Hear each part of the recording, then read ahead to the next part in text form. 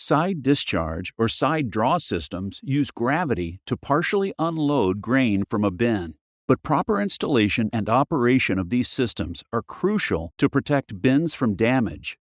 Side draws must be installed with manufacturer-designed interior baffles from the top of the bin to the discharge spout.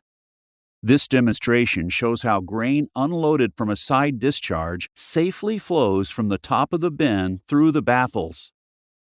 Without properly designed baffles in place, dangerous sidewall pressure can cause roof damage or sidewall buckling. The spout of a side discharge can be installed as low as the second ring or tier, but not below the second ring. It cannot be installed on a vertical or horizontal seam. Some bins may require additional wind rings. Side draws are not meant to be used as the primary outlet.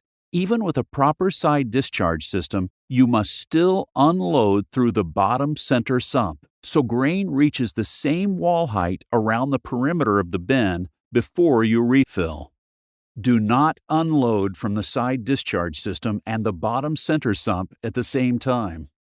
This demonstration shows how grain flowing through the center sump forms an inverted cone inside the bin that keeps the pressure equal on all sides.